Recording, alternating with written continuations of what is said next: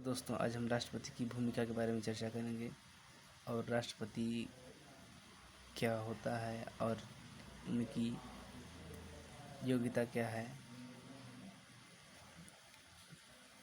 राष्ट्रपति राष्ट्रपति अनुच्छेद 52 में दिया गया कि भारत का एक राष्ट्रपति होगा। इसी पर देख लेते हैं कि राष्ट्रपति अनुच्छेद 52 में, उपराष्ट्रपति अनुच्छेद 63 में और मंत्रिपरिषद 74 में और महान्यायवादी 76 में और कैग 148 में है। देखिए लगातार है, याद कर सकते हैं इस तरह। देखिए राष्ट्रपति है, राष्ट्रपति अनुच्छेद 52 में एक दोनों में जोड़ दीजिएगा, 5 में 1 जोड़िएगा 6 हो जाएगा, 2 में 1 जोड़िएगा 3 हो जाएगा, तो मतलब 53 में क्या हो गया, उपराष्ट्रपति। मंत्रिपरिषद देखिए, उपराष्ट्रपति में 1 जोड़िएगा 7 हो जाएगा और 3 में जोड़िएगा 1 4 हो जाएगा, तो मंत्रिपरिषद 74 में। और 74 के बाद 2 जोड़िएगा 76, महान्यायवादी। और देखिए इसका दुगना कर दीजिएगा, मंत्रिपरिषद का दुगना क्या हो जाएगा, कैग। 4 दूना के 8 और 7 दूना के 14, मतलब कि 148 में दिया गया है कैग के बारे में। अब मंत्रिपरिषद 74 में, 76 में महान्यायवादी। देखिए और राष्ट्रपति 52 में, उपराष्ट्रपति 63 में। तो देखिए आज हम केवल चर्चा करेंगे राष्ट्रपति के बारे में, उसके बाद उपराष्ट्रपति के बारे में चर्चा करेंगे, उसके बाद जैसे टॉपिक हो वैसे बनाया जाएगा। अनुच्छेद 52 में कहा गया है कि भारत का एक राष्ट्रपति होगा। अनुच्छेद 52 में कहा गया है कि भारत का एक राष्ट्रपति होगा। अनुच्छेद 53 में कहा गया है कि संघ की कार्यपालिका शक्ति राष्ट्रपति में निहित होगी, वह तीनों सेनाओं का सर्वोच्च सेनापति होगा। अर्थात देखिए इस तरह याद कर सकते हैं, 53 में तीनों, 53 से तीनों, 3 है लास्ट में ना, तो तीनों सेनाओं का सर्वोच्च सेनापति। अर्थात इस तरह भी याद कर सकते हैं कि 53 से तीनों सेनाओं का सर्वोच्च सेनापति, चाहे तीनों सेनाओं का प्रमुख 53 में, तीनों सेनाओं का प्रमुख 53 में। अब योग्यता के बारे में, राष्ट्रपति की योग्यता के बारे में चर्चा कर लेते हैं। 58 योग्यता के बारे में बताया गया है, भारत का नागरिक हो, 35 वर्ष की आयु होनी चाहिए और लोकसभा का सदस्य बनने योग्य योग्यता होनी चाहिए और लाभ के पद पर नहीं होना चाहिए। और देखिए जहाँ तक मतलब कि यदि उपराष्ट्रपति की यही पे बात कर लेते हैं, तो उपराष्ट्रपति की योग्यता 66 में बताई गई है, अनुच्छेद 66 में। और देखिए उपराष्ट्रपति की योग्यता सेम कंडीशन यही है, बस लोकसभा की जगह पर राज्यसभा हो जाएगा, लोकसभा की जगह पर राज्यसभा,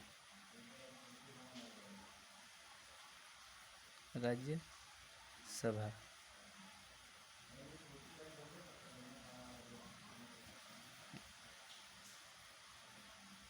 राज्यसभा,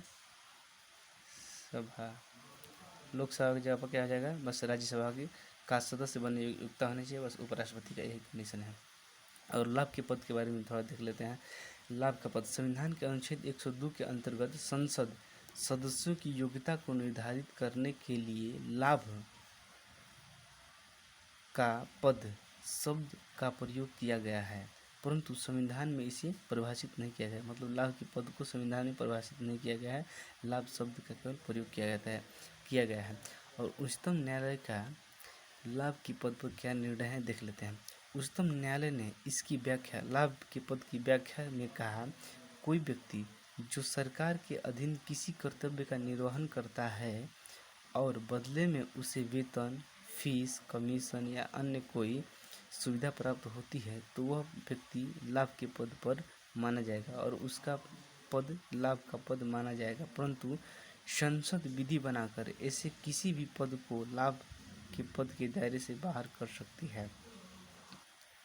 ये क्या कहना चाहता है तो जरा समझते हैं। परंतु संसद विधि बनाकर ऐसे किसी भी पद को लाभ के पद के दायरे से बाहर कर सकती है। मान लेते हैं कोई एक व्यक्ति राष्ट्रपति बन गया, और ये कोई भी लाभ के पद पे है मान लेते हैं। और यदि संसद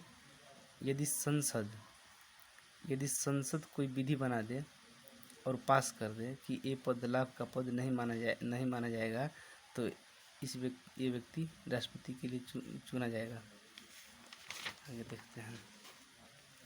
आगे देखते हैं निर्वाचन 54 में। अर्थात इसको इस तरह अपनी भाषा में याद कर सकते हैं, चुनाव। निर्वाचन का मतलब चुनाव हुआ, चुनाव 54 में, और 56 में क्या है, 56 में उनका कार्यकाल है, राष्ट्रपति का कार्यकाल। और संसद के दोनों सदनों चुनाव के बारे में देख रहे हैं कि निर्वाचन की प्रक्रिया क्या है। संसद राष्ट्रपति की निर्वाचन प्रक्रिया है कि संसद के दोनों सदनों के निर्वाचित सदस्यों द्वारा,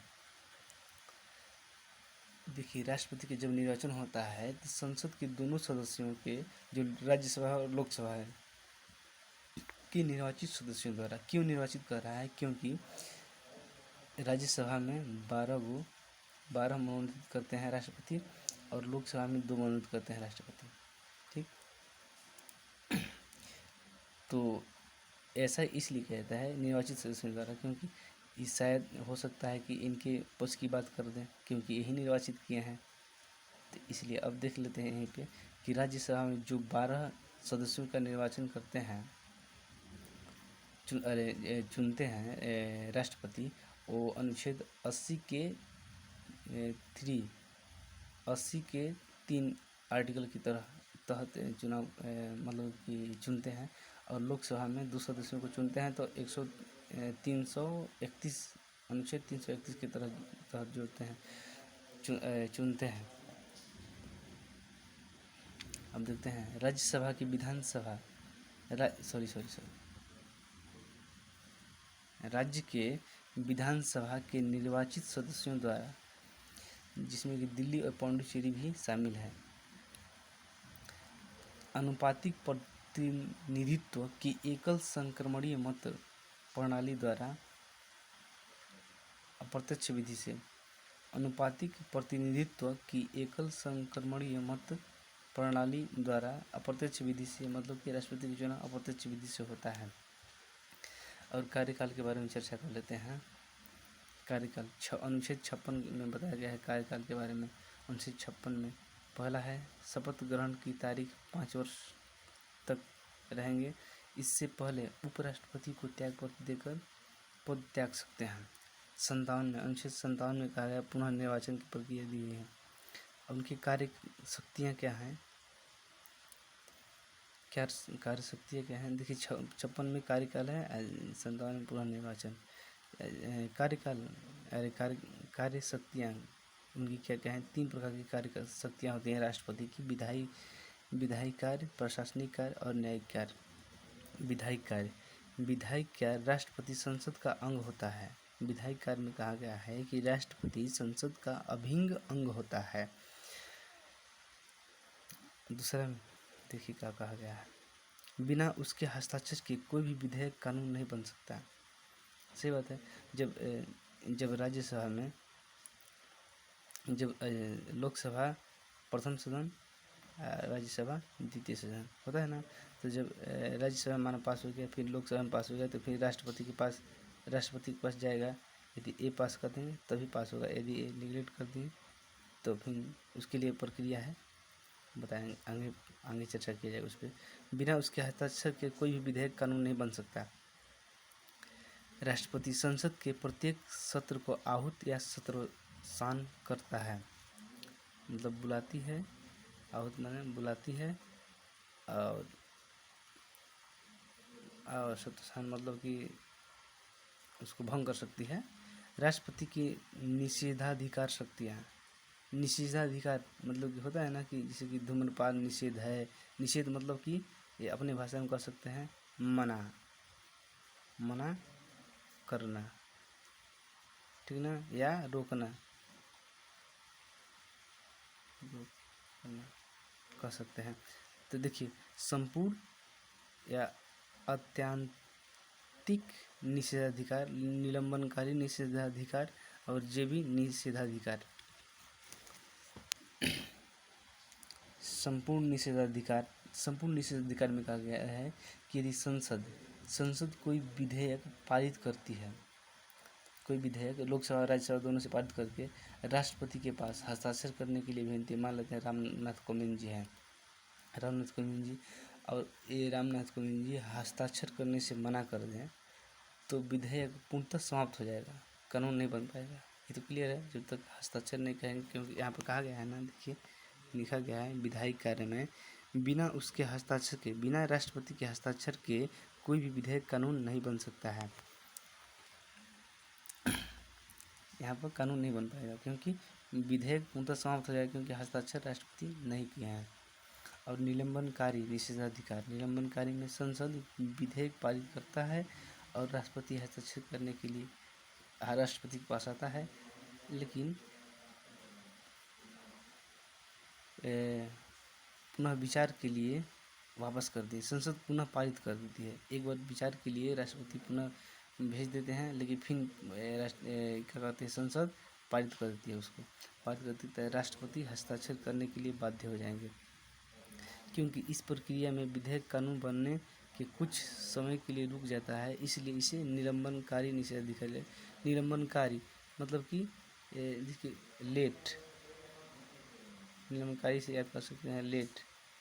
यदि एक बार आया संसद से पास होकर, ठीक, राष्ट्रपति के हस्ताक्षर करने के लिए, और राष्ट्रपति मना कर दिए, और पुनः विचार के लिए, एक बार मना नहीं किया, एक बार विचार के लिए फिर करने के विचार किया जाए, फिर विचार किया जाए, तो विचार करके संसद क्या किया, फिर पारित कर दिया, तो इसमें लेट लगेगा ना, तो लेट मतलब निलंबनकारी।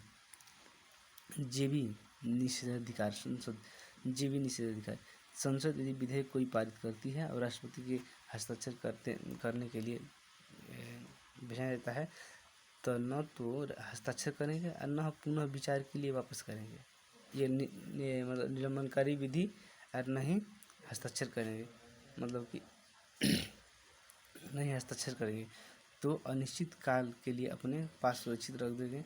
इसी को कहते हैं जेबी वीटो।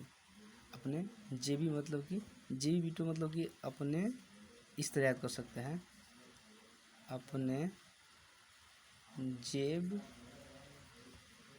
में रख लिए।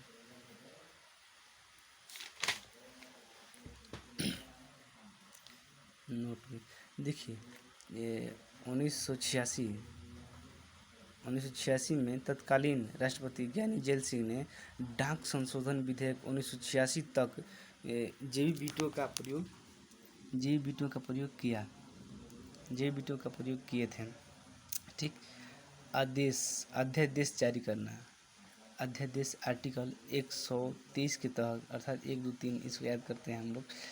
अध्यादेश जारी करना 1, 2, 3 के तहत, आर्टिकल 123 के तहत, यदि संसद का कोई एक सदन या दोनों सदन सत्र में न हो और कोई कानून तत्काल लागू करने की आवश्यकता हो, तो कुल विषयों तक जहां तक संसद को कानून बनाने का अधिकार है, राष्ट्रपति एक अध्यादेश के माध्यम से कोई कानून लागू कर सकता है। इसको समझते हैं। यदि संसद का कोई एक या दोनों सदन सत्र में न हो